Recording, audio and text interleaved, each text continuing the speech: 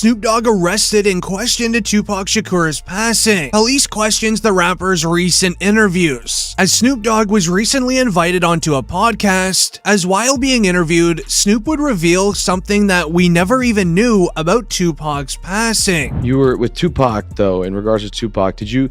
I heard a story, did you give him different advice that night on where to go? I didn't give him no advice. Right. We wasn't seeing eye to eye. Right. So saying during the Tyson. Yeah, this incident that I'm explaining to you right now was the day before that. Okay. So when they got to Vegas, they went their way, I went back. I mean, when we got to LA, they went to Vegas and I went home.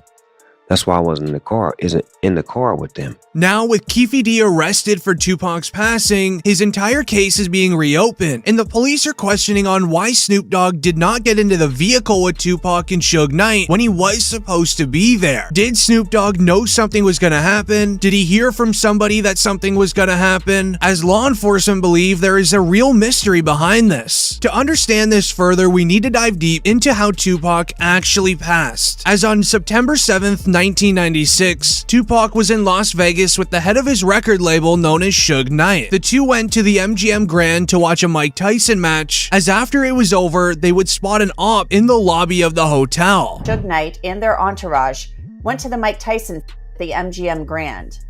Keffe D and his nephew, Orlando Lane Anderson, and two of their friends were also there. Keffe D told LAPD Detective Greg Kading more than a decade ago, in a proffer that couldn't be used against him, the shooting was retaliation after Tupac jumped Orlando and beat him up at the casino. Surveillance cameras recorded the fight. Tupac was angry that Lane had stolen his necklace years prior in Compton. Tupac, Suge Knight, and the entourage left the casino quickly. As security would go and break up the altercation between Tupac, Suge Knight, and ops, Tupac and Suge would go back to their hotel to change before heading over to Suge Knight's owned nightclub called 662. At around 11 p.m., they began heading over to the club where things would go down in the middle of the street. Knew about Tupac's concert at the club 662. Members, including Orlando and Keffe D, jumped in their white Cadillac and started cruising the strip looking for the offender. Before long, they finally spotted Tupac's caravan.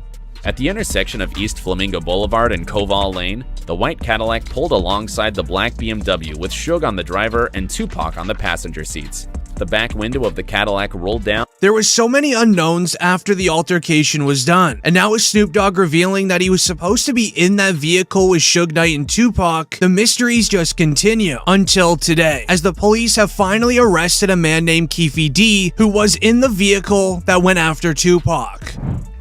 For 27 years, the family of Tupac Shakur has been waiting for justice. We are here today to announce the arrest of 60-year-old Dwayne Keith Davis, a.k.a. Keffe D, of Tupac Shakur.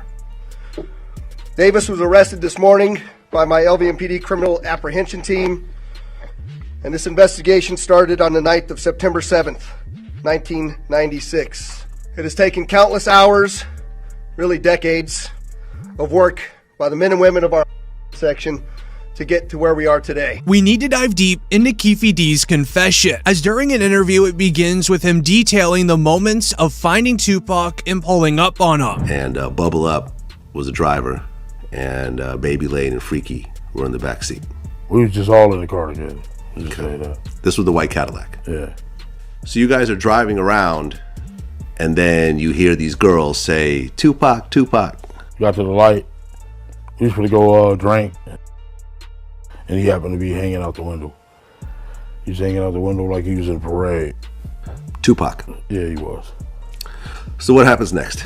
You said that as you're driving up towards the BMW, with Suge driving and Tupac in the passenger seat. As during Keffe D's confession interview, he would also share with the interviewer a never-before-seen interrogation with the police that goes on to explain a lot about the situation. Lane starts to you say Suge looks over, he sees you. Yeah. He looks right at you. Yeah, he looks at me. Okay. When he looks over at you, and then Tupac's busy getting. Evidently, the story is Tupac's trying to either get out in of the back seat or something. Yeah. What do you see happening inside of their car? I seen him going Suge head. I thought he was So Orlando across Dre? He leaned over on the window. We rolled down the window.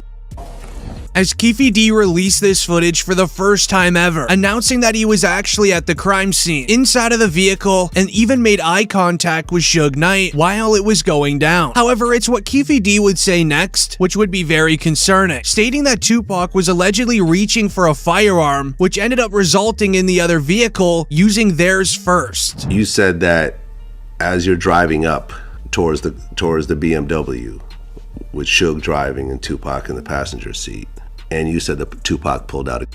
It looked like he was reaching, yeah. Yeah, it did. Okay. Yeah. Did you actually... No, once he got the reaching, I got the ducking. So, someone from your car...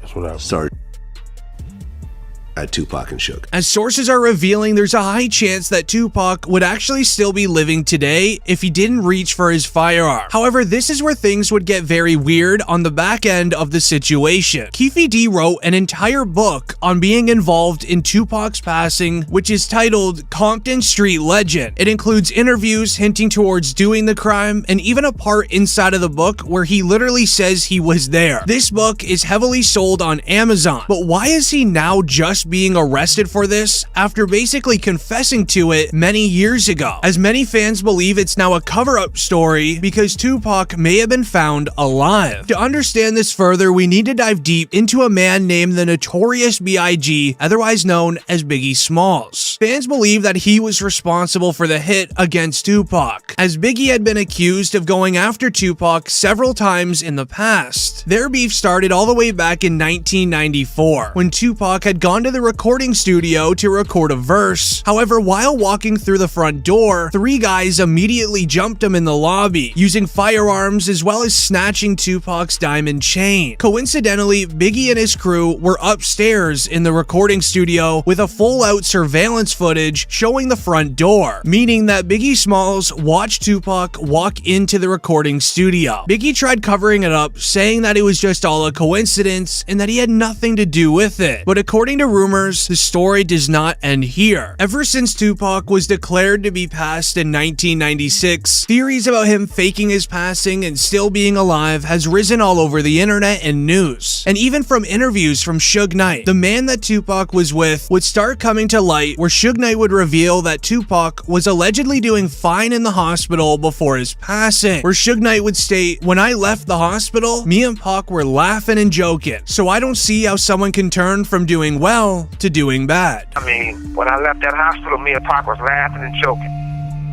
So I don't see how somebody can